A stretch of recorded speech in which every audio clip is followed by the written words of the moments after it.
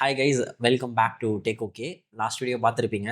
கடந்த 6 மாசமா நான் என்னெல்லாம் பண்ணிட்டு இருந்தேன் அப்படின்னு சொல்லி ஒரு வீடியோவாக போட்டிருந்தேன். பார்த்தீங்களா? பாத்து ஓகே. ஸோ இந்த வீடியோ என்ன, இவங்க யாரு அப்படின்னு பார்த்தீங்கன்னா, இது ஒரு ரோஸ்டோ ரிவ்யூவோ கிடையாது. இது வந்து ஒரு it's a discussion. It's a கூலி டிஸ்கஷன். கூலி டிஸ்கஷன். ஒரு ஃபிலிம் பஃப் 2 பேர் சேர்ந்தாங்கன்னா ஒரு படத்தை பற்றி என்ன பேசுவாங்களோ, நீங்கள் உங்கள் ஃப்ரெண்ட்ஸோட என்ன பேசுவீங்களோ அதை தான் நான் இவங்களோட பேச போகிறேன். She is IKEA. அவங்களும் ஒரு movie buff. She is also an actor and model. கூலி பார்த்துட்டிங்களா? பார்த்துட்டேன். ஃபர்ஸ்ட் நாளே பார்த்துட்டேன். ஓகே. நான் எடுத்த உடனே வந்து உங்களை ஸ்பாட்டில் போட்டு ஒரு கொஸ்டின் கேட்க போகிறேன். Is Lokesh and over rated film maker? இல்ல, அப்படி சொல்ல மாட்டேன். ஏன்? ஏன்னா நம்ம எல்லாருமே மாநகரம், கைதி, விக்ரம்க்குலாம் நான் வெரி பிக் ஃபேன். ஸோ கண்டிப்பா ஓவர் ஹைப்ட் ஃபிலிம் மேக்கர்னு சொல்ல முடியாது. ஓகே. அப்போ நான் கொஞ்சம் வேற அடுத்த கொஸ்டின் கேட்குறேன். Is Coolie the weakest film of Lokesh? Yes, confirm. Okay. அந்த எஸ்ஸுக்கு பின்னாடி நிறைய ரீசன்ஸ் இருக்குல்ல, அதெல்லாம் தான் இந்த வீடியோவில் வந்து டிஸ்கஸ் பண்ணலாம் அப்படின்னு சொல்லி நம்ம பேச போகிறோம். இதில் எப்படி நான் இந்த வீடியோ கொண்டு போக போகிறேன் அப்படின்னு பார்த்தீங்கன்னா, ஃபர்ஸ்ட் வந்து லோகேஷ் ஹிம்செல்ஃப் வந்து இந்த படத்தில் நிறைய வந்து மிஸ்டேக்ஸ் பண்ணியிருக்காரு. மிஸ்டேக்ஸ்ன்னு சொல்கிறது வந்து ஹார்ஷான டேர்மாக இருந்தாலும் நமக்கே படம் பார்க்கும்போது ரைட்டிங்காக வந்து இந்த இடம்லாம் வீக்காக இருக்குது, இன்னும் பெட்டராக ஒர்க் பண்ணியிருக்கலாம், ரொம்ப ஈஸியாக நமக்கே தோன்ற விஷயமா இருக்கே அப்படின்னு ஒரு சில விஷயங்கள் இருக்குது. அதெல்லாம் ஃபஸ்ட்டு பேச போகிறோம். அண்ட் லோகேஷோட ஃபில்மோகிராஃபியை நம்ம வந்து கொஞ்சம் டிஸ்கஸ் பண்ண போகிறோம். அந்த ஃபில்மோகிராஃபியை வச்சு எனக்கு பேசுகிறதுக்கு ஒரு சில விஷயங்கள் இருக்குது.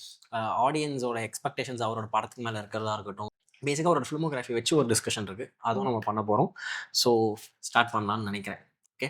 ஃபர்ஸ்ட் வந்து லோகேஷ் அவரே ரைட்டிங்கில் இந்த படத்தில் பண்ண மிஸ்டேக்காக எனக்கு ஃபர்ஸ்ட் ஃபீல் ஆனது வந்து என்னென்னு பார்த்தீங்கன்னா, படம் ஆரம்பித்த உடனே ஒரு படம் நமக்கு என்ன மாதிரியான ஒரு வைபை கொடுக்குதுன்னு ஒன்று இருக்குல்ல, ஒரு 10 நிமிஷம் 15 நிமிஷத்தில் அந்த படம் எப்படிப்பட்ட படம்னு சொல்லி நமக்கு அந்த படம் டிசைட் ஆகிடும்.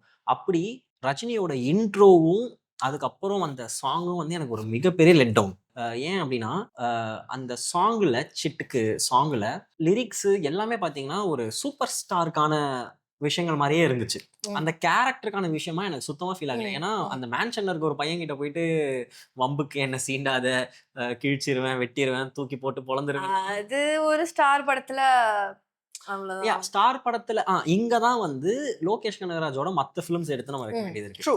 இப்போ இதுக்கு ப்ரீவியஸ் ஃபிலிம் லியோ எடுத்து பார்த்தா அதுல ஆர்டினரி பர்சன் தான் எடுத்தோடனே வர சாங். அது வந்து லிரிக்கே இல்ல, பேக்ரவுண்ட் ஸ்கோரா தான் இருக்கும், லிப் மூவ்மெண்டா இருக்காது. லிப் மூவ்மெண்டா இருந்த நாரடி வொர்க் ஆச்சு. இன்ஃபேக்ட் அவர் நடந்து போறதுக்கு அந்த கெத்துக்கு எல்லாமே வொர்க் ஆச்சு.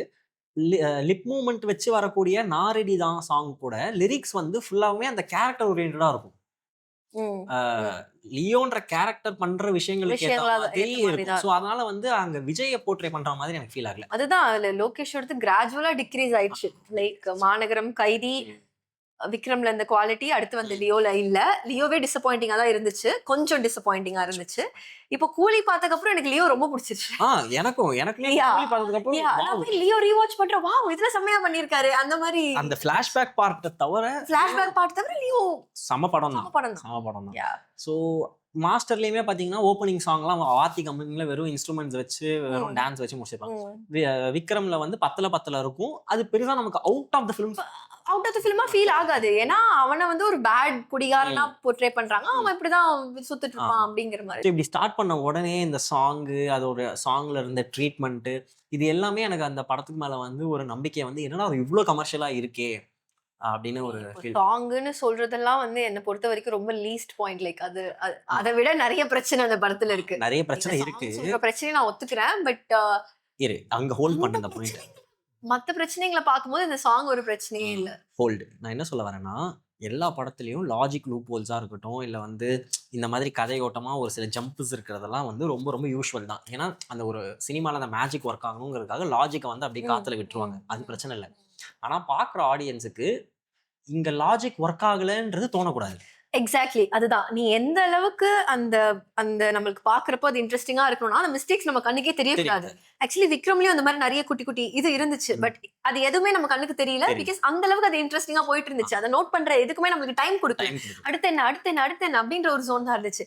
அந்த மாதிரி கூலியில இல்ல. நான் வந்து உட்கார்ந்துட்டேன், முடிங்க ஏதாச்சும் பண்ணுங்க பண்ணுங்க பண்ணுங்க அந்த மாதிரி ஆயிடுச்சு. அதான் அந்த டைம்ல தான் லேட் பேக்கா நீ உட்காரும் போது தான் லாஜிக்லாம் யோசிக்க ஆரம்பிப்பேன். அதான் சொல்றேன், இந்த மாதிரி சின்ன சின்ன பாயிண்ட்ஸ் இருக்குல்ல, எனக்கு தெரிஞ்சு இந்த சின்ன சின்ன பாயிண்ட்ஸ் தான் அக்குமுலேட் ஆகி ஓவராலா அந்த படத்து மேல ஒரு டிஸ்ஓரியன்டேஷன் கிரியேட் ஆகி நீங்க வந்து யோசிக்க ஆரம்பிக்கிறீங்க. எனக்கு அப்படியே அதுக்கு அடுத்து கொஞ்சம் அப்படி பார்த்தோம்னா இன்டர்வல்னா எனக்கு லோகேஷோட இன்டர்வல் ரைட்டிங் வந்து அவ்வளோ பிடிக்கும். ஏன்னா லியோவோட இன்டர்வல் வந்து பார்த்தீங்கன்னா பேடாஸ்.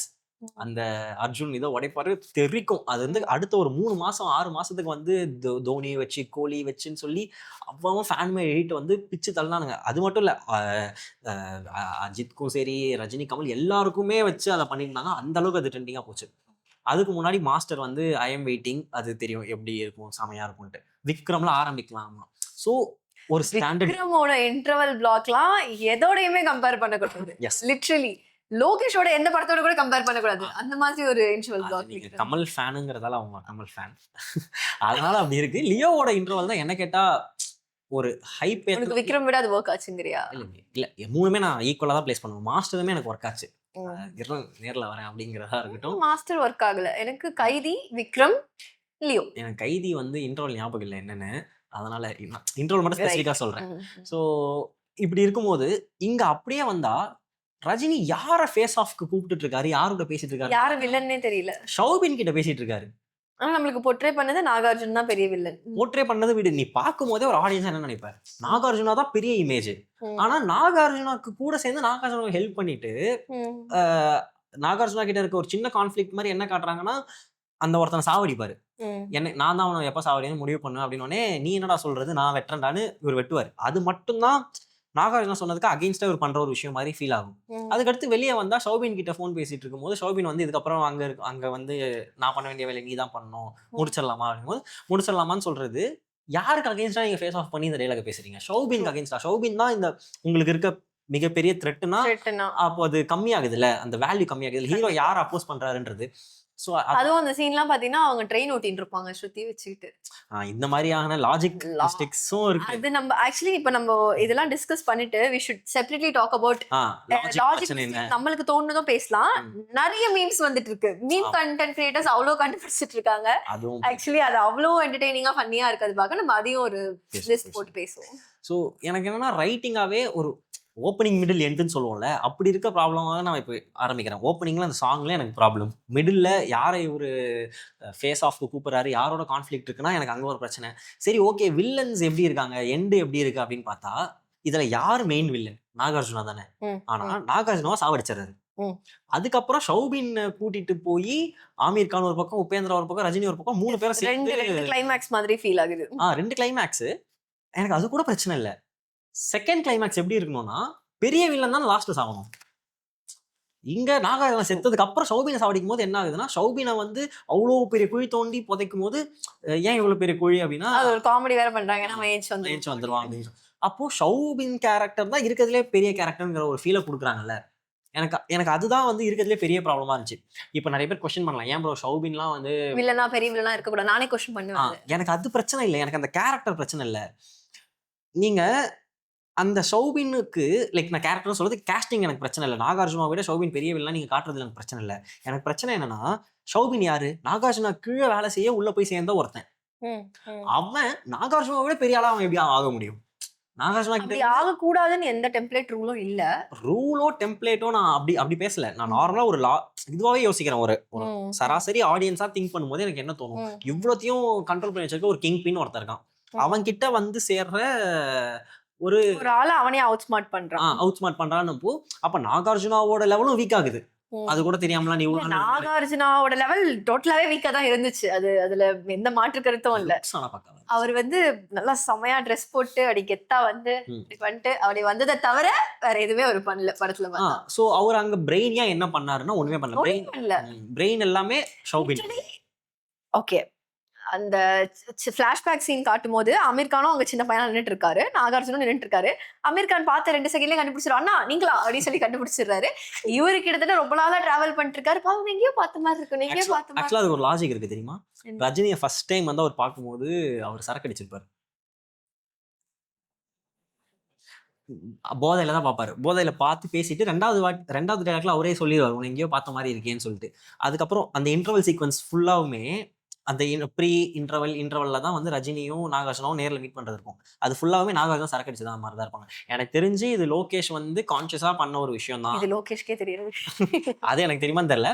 முட்டு குடுக்கணும்னு இல்ல. பட் மேபி அவர் அப்படி யோசிச்சு பண்ணியிருக்கலாம் அப்படின்னு சொல்றேன். பட் அது ஒரு கொஸ்டின் மார்க் தான். என்னன்னா ஆமீர் கானுக்கு தெரியுது, நாகார்ஜுனாவுக்கு தெரியலன்னும் போது நாகார்ஜுனாவை பரவாயில்ல, எல்லாரோட மெமரியும் ஒரே மாதிரி இருக்கணும்னு அவசியம் இல்ல. அவசியம் இல்ல.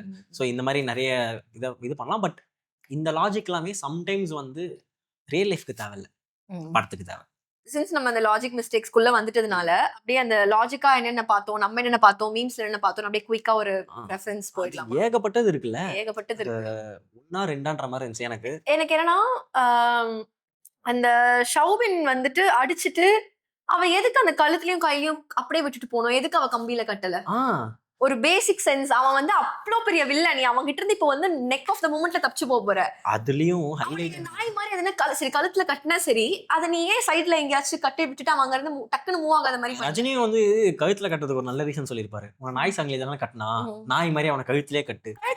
இன்னொரு நாய் கையையும் கழுத்தையும் யாராச்சும் கட்டுவாங்களா? ஒரு கை ஜாலியா பைக் ஓட்டின்னு வரான். அதுக்கப்புறம் அதெல்லாமே வந்து லிட்டரலி அவன் அங்க இருந்து அவன் அதுக்கப்புறம் போன் கால் பேசி தப்பிச்சு பைக் எடுத்துட்டு டிராவல் பண்ணிட்டு வந்துட்டா, நீங்க ரோட்டு முனையில உட்காந்து சாப்பிட்டு இருக்கீங்க. இதெல்லாம் வந்து ரொம்ப ரொம்ப ரொம்ப ரொம்ப வீக்கான ரைட்டிங். எதுக்கு முதல்ல இதெல்லாம் லாஜிக் பிரச்சனை இல்ல. லோகேஷோட பிலிம்ல இப்ப நீங்க கேட்கலாம், இதெல்லாம் ஒரு பெரிய விஷயமா? லோகேஷோட படத்துல இதெல்லாம் ஒரு பெரிய விஷயம் தான் ஆக்சுவலி. ஏன்னா அவர் அந்த மாதிரி ஒரு ஸ்டாண்டர்ட் செட் பண்ணி வச்சிருக்காரு அவரோட ப்ரீவியஸ் பிலிம்ஸ்ல. சோ இதெல்லாம் ஆக்சுவலி ஒரு பெரிய பிரச்சனை தான். அண்ட் எனக்கு என்னன்னா, எதுக்கு 19 பேரு முதல்ல அந்த மேன்ஷன்ல இருக்கணும்? எதுக்கு அவர் அவங்கள வீட்டுக்கு அனுப்பாம உட்கார வச்சிட்டு இருக்காரு? வெளியே போனா அவங்களுக்கு என்ன பிரச்சனை? ஏதோ சம் ரிசர்ச்காக ஜாம்பி இதுக்குள்ள உள்ள வச்சுட்டு அதுக்கப்புறம் தேவையானப்போ வெளில எடுக்கிற மாதிரி இருக்கு. அதெல்லாமே எனக்கு எதுக்கு உபேந்திரா வந்து அத்தனை வருஷம் அந்த எதுக்கு அந்த ரூமை கிராஸ் பண்ணி அமைதியா இருக்கும், அப்புறம் வெளில வந்தோடனே ஒரு நார்மல் பர்சன் தான், அண்ணா சொல்லுங்கண்ணா இது பண்றேனா அது பண்றேனான்னு சொல்லி இது பண்ணி ஏதோ அவருக்கு ஏதோ சவுண்ட் கேட்டா ஒரு இதாகும் அந்த மாதிரி ஏதோ ஒரு அவர் வெளில வந்து நார்மல் ஹியூமன் பீயிங் மாதிரி தான் பிஹேவ் பண்றாரு. எந்த ஒரு ட்ராமாட்டிக் எக்ஸ்பீரியன்ஸ். ஹைலைட் என்ன தெரியுமா? ஒரு இன்டர்வியூல லோகேஷ் கனகராஜ் சொல்லிருப்பாரு, ஐயோ உபேந்திரா கேரக்டர் அவரை தவிர யாருமே பண்ணிருக்க முடியாது. எக்ஸாக்ட்லி, நானும் பார்த்தேன். அது நீங்க படம் பாருங்க உங்களுக்கு புரியும் அப்படின்னு சொல்லிருப்பாரு. நான் படம் பார்த்துட்டேன் சார். நம்பிக்கையில இப்படி எல்லாம் பேசுறாங்க இன்டர்வியூல, எனக்கு புரியல.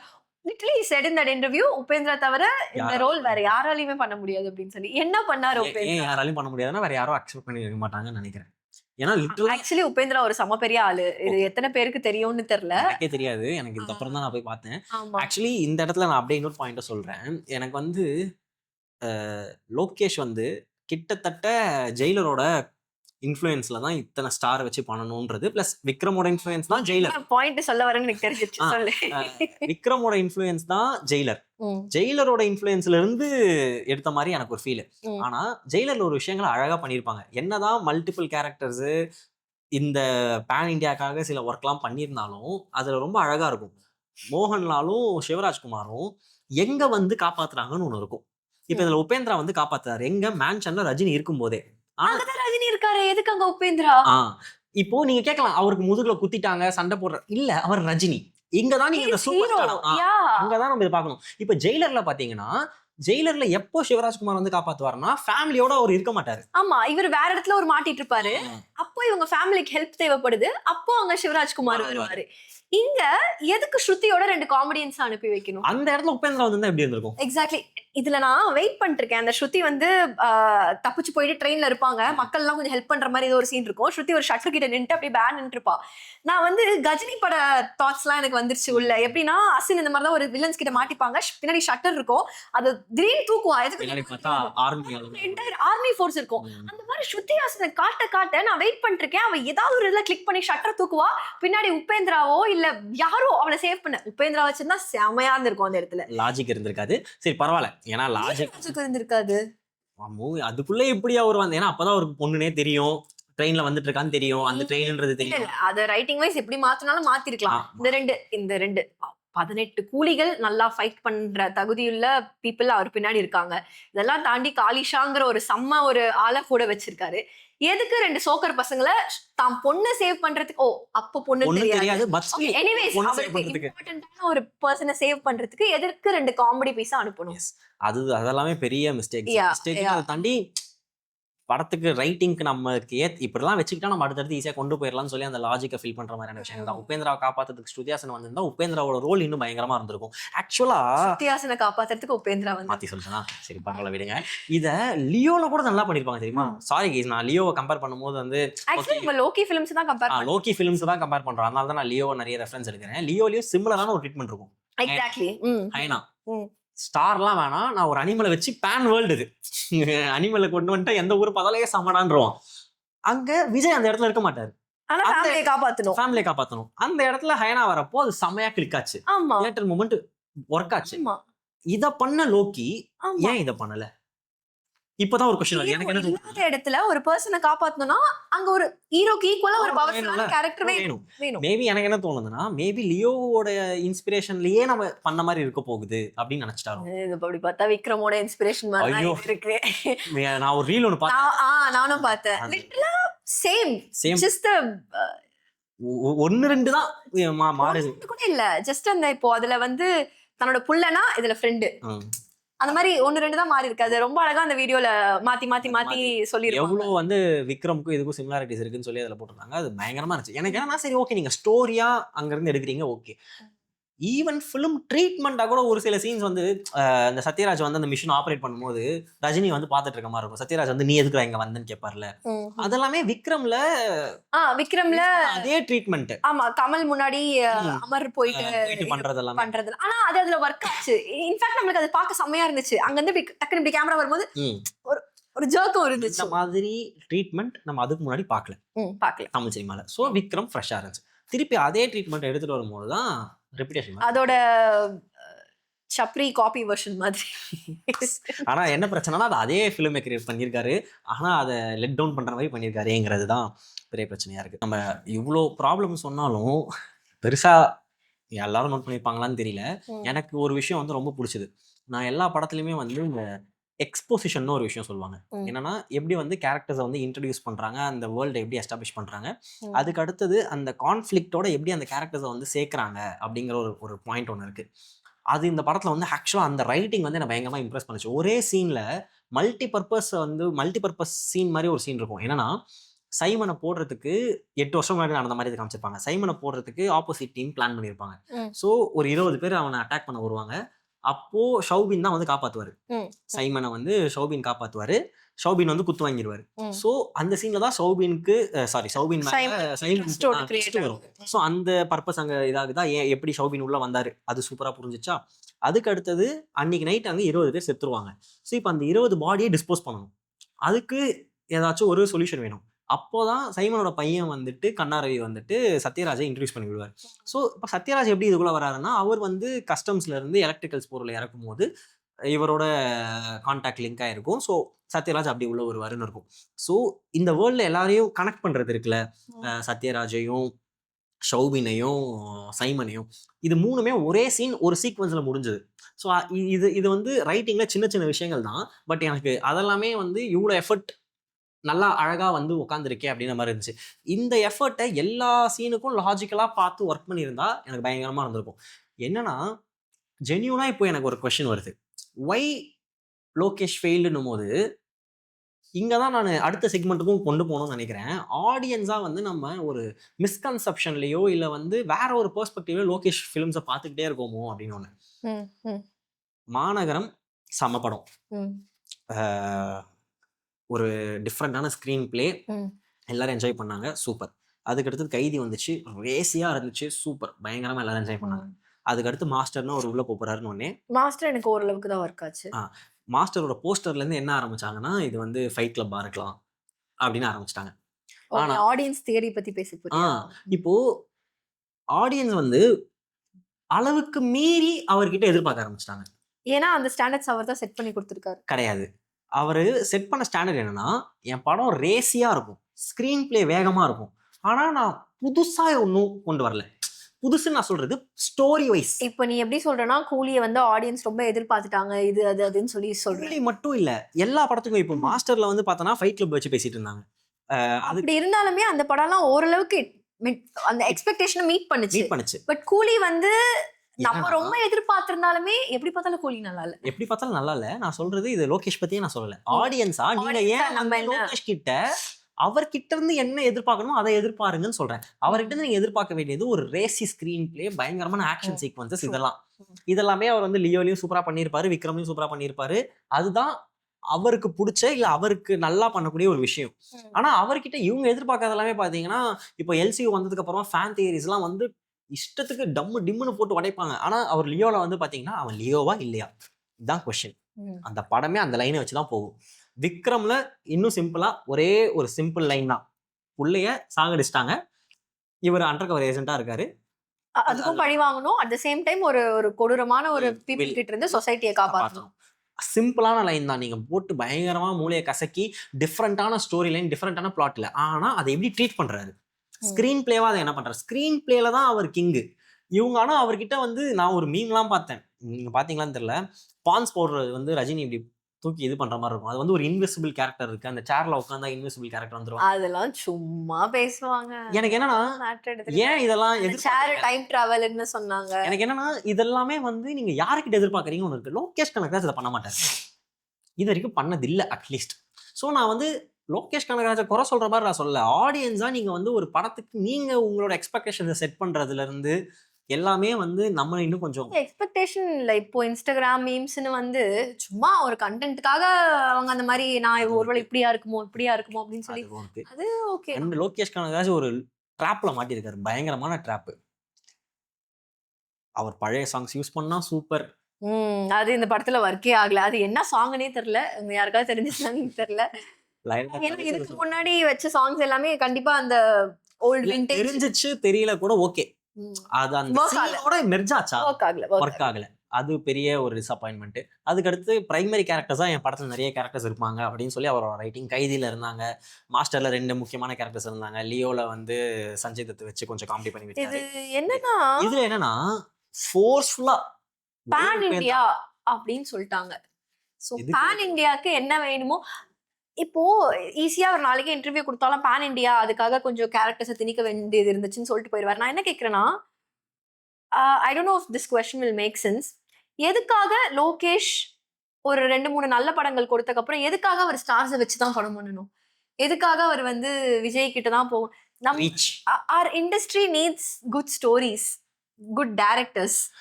நான் வந்து அவர் ஸ்டார்ஸ் கிட்ட போனதே ப்ராப்ளம் இல்ல, மலையாளம் இண்டஸ்ட்ரியோட கம்பேர் பண்ண மனசு தோண மாட்டேங்குது. But they are focusing on content than star value. எதுக்காக லோகேஷ் வந்து ரஜினியோட விஜயோட பெரிய பெரிய ஸ்டார்ஸோட ஏன் ஒர்க் பண்ணணும்?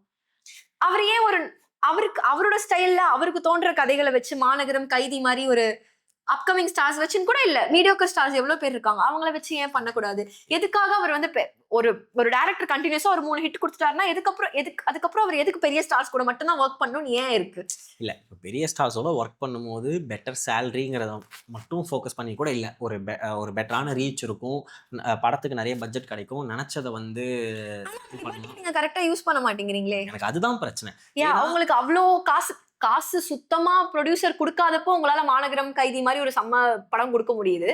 காசுக்கும் கேள்வி கேட்கறதுக்கும் ஆளே இல்லாம உங்களுக்கு அவ்வளோ லிபர்ட்டிஸ் கிடைக்கும் போது ஏன் ஒரு நல்ல படத்தை கொடுக்க முடியல? செம்ம கொஸ்டின், ஆக்சுவலா வெரி ட்ரூ. ஏன்னா இப்போ எனக்கு தெரிஞ்சு கூலியோ இல்ல லியோல இருந்த பிரச்சனைலாம் அந்த ஸ்டார்ஸால வந்த ப்ராப்ளம் சத்தியமா கிடையாது. இது வந்து இவருக்கு கிரியேட் பண்ணிக்கிட்டது தான். இப்போ பேன் இண்டியான்னு சொல்லி இந்த படத்தை நீங்க எடுக்கணும்னு நினைக்கிறீங்க, ஓகே, உபேந்திரா உள்ள கொண்டு வரணும்னு நினைக்கிறீங்க, ஆமீர் கான் கொண்டு வரணும்னு நினைக்கிறீங்க, அதுக்கேற்ற மாதிரி ஸ்டோரியை மாத்துங்க.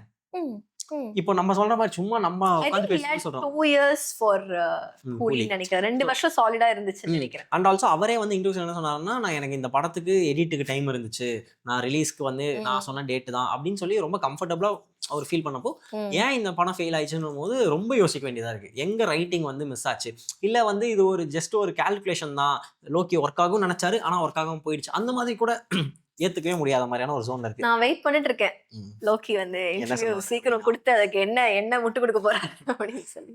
ஸோ இதுதான் மெயினா லோகேஷ் வந்து அவரை வந்து இன்னும் கொஞ்சம் ரீடிஸ்கவர் பண்ணணுமோ, எதுக்காக நம்மளை கொண்டாடுறாங்க அப்படின்னு அவர் தெரிஞ்சுக்கணும். இன்னும் 10 படம் தான் வேற எடுப்பேன்னு சொல்லியிருக்காரு, அது வேற ஒண்ணு இருக்கு. எதுக்காக கொண்டாடுறாங்கன்னா, இது என்னோட பாயிண்ட், என்னோட பெர்ஸ்பெக்டிவ் எதுக்காக கொண்டாடுறாங்கன்னா, நீங்க வந்து பழைய சாங்ஸை யூஸ் பண்ற ஃபைட்ல பழைய சாங்ஸ் யூஸ் பண்றதுக்காகவோ, இல்ல நீங்க கேமியோஸ் உள்ள கொண்டு வரதுக்காகவோ, எல்சியூக்காகவோ கிடையாது. நீங்க ஒரு சீனை பிரசன்ட் பண்ற விதத்துல, ஒரு ஸ்டோரியை எங்கேஜிங்கா சொல்ற விதத்துல தான் ஆடியன்ஸ் உங்களை ரசிக்கிறாங்க. அதுதான் உங்ககிட்ட எதிர்பார்க்கறாங்க. இன்னும் அதுல நிறைய ஃபோக்கஸ் இருந்தா, இப்ப கைதி 2ல வந்து அவருக்கு இந்த இப்போ கூலிலேயே எனக்கு தெரிஞ்சு எந்த விதமான எக்ஸ்டர்னல் ஃபேக்டர்ஸோட ப்ரெஷர் இருந்திருக்குமான்னு எனக்கு தெரியல. கைதி 2ல இருக்கவே இருக்காது. கார்த்தி வந்து பாத்தீங்கன்னா அவரோட ஸ்கிரிப்ட் சாய்ஸ்ல அவருமே வந்து ரொம்ப கேர்ஃபுல்லா இருப்பாரு. எனக்கு தெரிஞ்சு கண்டிப்பா கைதி 2 பயங்கரமா ஹிட் ஆகும். கார்த்தி இது வரைக்கும் பெருசா டிசப்பாயிண்ட் பண்ண மாதிரி எனக்கு தேவ் மாதிரியான ஒரு சில படங்கள் மட்டும் தான் இருக்குமே தவிர ஐயோ தேவ் 90% வந்து அவரோட ஃபிலிமோகிராஃபி நல்லா இருக்கும். ஸோ அதனால ஒரு நம்பிக்கை இருக்குன்னு வச்சுக்கோங்களேன். பட் லோகேஷ் வந்து திருப்பியும் அங்கேயும் போயிட்டு ஒரு பழைய சாங் எடுத்து உள்ள யூஸ் பண்றது, கேமியோஸ்க்காக ஆளை கொண்டு வரது. இப்போ ரோலெக்ஸை கொண்டு வந்தாங்கன்னா ரோலெக்ஸ் ஹேட் அ ஃபியூச்சர். அங்க எல்சியூன்னு ஒன்று இருந்துச்சு, அடுத்த பார்ட் வரப்போகுதுன்னு ஒன்று இருந்துச்சு. அதனால வந்து ரோலெக்ஸ் கேரக்டர் ஒர்க் ஆச்சு. இப்போ இங்க ஆமீர் கானை கூப்பிட்டு வந்துட்டு அண்ணா என்ன அதெல்லாம் நீ கேட்க கூடாது. பேன் இந்தியா 5 இடத்துல இருந்து கூப்பிட்டு வரணும் ஆளு, 5 ஊர்ல இருந்து. ஜெயிலர் சூப்பரா பண்ணாங்க. எனக்கு இப்ப பார்க்கும்போது ஜெயிலரை கொண்டாட தோணுது. ஆனா எனக்கு இது தமிழ் சினிமாவா பாக்குறப்போ என்னடா இது, நம்ம ஒரு படம் வரப்போ கொண்டாட மாட்டோம், அதுக்கப்புறம் நம்ம இப்படி பண்றோமே. ஏன்னா அதுக்கு அதான் நான் சொன்னேனே, எனக்கு வந்து லியோ பார்த்தப்போ எனக்கு வாவ் அப்படின்னு தோணல. விக்ரம் வாவ்னு தோணுனதுக்கு எனக்கு லியோ வாவ்னு தோணல. ஆனா இப்போ கூலி பார்த்ததுக்கு அப்புறம் லியோ நல்லா தானே இருக்கு அப்படின்னு சொல்லி தோணுது. இவங்க எந்த அளவுக்கு அடுத்து ரொம்ப மட்டமா ஒண்ணு கொடுக்கும் போது முன்னாடி இருந்ததே பெட்டர்னு சொல்ல தோன்றது நார்மல் ஆயிடுச்சுன்னு நினைக்கிறேன். அது பிரச்சனையா இருக்கு. அண்ட் ஆல்சோ நிறைய பேர் வந்து புஷ்பா 2ல லாஜிக் மிஸ்டேக்ஸ் இல்லையா, கேஜிஎஃப்ல லாஜிக் மிஸ்டேக் இல்லையா எல்லாம் கேட்பாங்க. இங்க வந்து ப்ராப்ளம் வந்து நம்ம படத்தை நம்ம ஆளுங்க அடிக்கிறாங்க, அதெல்லாமே கம்மி தான். இது வந்து ஒரு விஜய் ஃபேன்ஸுக்கும் அஜித் ஃபேன்ஸுக்கும் ஒரு ரஜினி ஃபேன்ஸுக்கும் விஜய் ஃபேன்ஸுக்கும் ஒரு பிரச்சனை இருக்குன்றது எல்லாமே ரொம்ப ரொம்ப ரொம்ப சின்ன ஃபேக்டர் தான். டே 1 தாண்டி அந்த ப்ராப்ளம் எல்லாமே வந்து வெளியே பேசவே படாது. அதெல்லாமே அமைங்கிடும். அகைன் லாஜிக் மிஸ்டேக்ஸ்ங்கிறத தாண்டி it's Lokesh. we are talking about Lokesh படத்துல இதை எதிர்பார்க்கல. நம்ம தமிழ் சினிமால வர எந்த படத்துலயுமே லாஜிக் மிஸ்டேக்கே இருக்கக்கூடாதுன்னு யாரும் இங்க சொல்லு. லோகேஷோட ஸ்டாண்டர்ட்ஸ் என்ன? அவரு மிஸ்டேக் எல்லாமே எல்லாரும் படம் பண்ணாங்கன்னா நல்லதுதான். ஆனா அது இவரும் வந்து அந்த மத்த இதுக்குள்ளேயே போயிட்டு ரொம்ப அந்த கமர்ஷியல் மீட்டருக்குள்ள போகாம கமர்ஷியல் மீட்டருக்குள்ள போகணும். அதுதான் மாநகரம் ஒரு கமர்ஷியல் மீட்டர்லயே அவரோட ஃபிலிம் மேக்கிங் ஸ்டைல்ல அழகா பண்ணலாம் அப்படிங்கிறதுதான். சோ கைஸ், இதுதான் 6 படம் ஆயிடுச்சு. இன்னும் 4 படம் தான் லோகேஷ் கிட்ட பாக்கி இருக்கு. அத நமக்கு சர்ப்ரைஸ் பண்றாரு பார்க்கலாம். முடிவு பண்ணிட்டேன், கண்டிப்பா 10 படத்துல அவர் தானேப்பா சொன்னாரு 10 படத்தோட. அதுக்கப்புறம் அதை மாத்திட்டாரு. அப்படியா? 2-3 பெரிய டைரக்டர்ஸ்லாம் வந்து சொல்லாத அப்படின்னு சொல்லி சொன்னாங்களாம். ஓகே, மாத்திட்டாராம். 6 படம் ஆயிடுச்சா? 6 படம் ஆயிடுச்சு. சேர்த்து 6 படம். அப்போ எல்சியூலயே 2 படம் இருக்கு, கைதி 2 விக்ரம் மினிமம். அதுக்கப்புறம் ஆமீர் கான் படம். அப்ப இன்னும் 1 தானா? அது இல்லாம அப்ப லியோ 2 கிடையாதா? மாஸ்டர் 2 மாஸ்டர் 2லாம் கண்டிப்பா கிடையாது. மாஸ்டர்லாம் முடிஞ்சிருச்சு. லியோ, விக்ரம், கைதி இது மூணுமே கம்ஸ் அண்டர் எல்சியூ. ஆக்சுவலா அவர் சொல்லிருப்பாரு, எனக்கு மாஸ்டர் 2 ஒரு ஐடியா இருக்கு அப்படின்னு சொல்லி. வேணாம் எனக்கு போதும். ஜேடி எனக்கு பிடிக்கும். திருப்பி சரக்கு அடிச்சுட்டு ஃபர்ஸ்ட் ஆஃப் ஆல் ஜேடி மாதிரி இருந்தால் ஜாலியாக இருக்கும். நல்லா இருந்தார் விஜய் அதில் பார்க்க. ஓகே கைஸ், ஸோ இதெல்லாம் தான் வந்து படம் பார்த்துட்டு எங்களுக்கு தோணுன விஷயங்கள். மோர் ஆஃப் அ டிஸ்கஷன், இல்லை வந்து ஒரு கான்வர்சேஷன் மாதிரி தான் இது போச்சு. அண்ட் ஸ்டார்டிங்கில் கேட்ட question, Lokesh over hyped film மேக்கர்னா நோ, கண்டிப்பா no. He deserves it. But he is not day by day. I don't know why he is not properly utilizing. Up to the mark படம் கொடுக்கலன்றது தான். பட் கூலி தான் இருக்கிறதுல weakest film. ஆனா கண்டிப்பா ஆமா, அன்டவுட்டட்லி. ஸோ இதுதான் கைஸ், இதெல்லாம் தான் படம் பார்த்துட்டு எங்களுக்கு தோணுன விஷயங்கள். உங்களுக்கு ஏதாச்சும் இதை தாண்டி தோணி இருந்துச்சுன்னா கீழே கமெண்ட்ஸ்ல சொல்லுங்க. Nice, well done. So yeah guys, IKEA எப்படி பேசுனாங்க அப்படிங்கிறதையும் எதுக்கு நான் சொல்லணும், சொல்லுங்க. இந்த வீடியோ உங்களுக்கு எப்படி பிடிச்சிருந்துச்சு? எப்பயும் போல தனியா உட்காந்து பேசலாமா, இல்ல கூட யாராச்சும் உட்கார வச்சுட்டு இந்த மாதிரி கான்வர்சேஷன்லாம் பேசுறது நல்லா இருக்கா அப்படிங்கிறதையும் நீங்க சொல்றதை வச்சு தான் அவன் அடுத்த வீடியோ கூப்பிடுவானா இல்லையான்னு தெரியும். ஸோ யா கைஸ், பார்ப்போம். See you all in another video. Tata.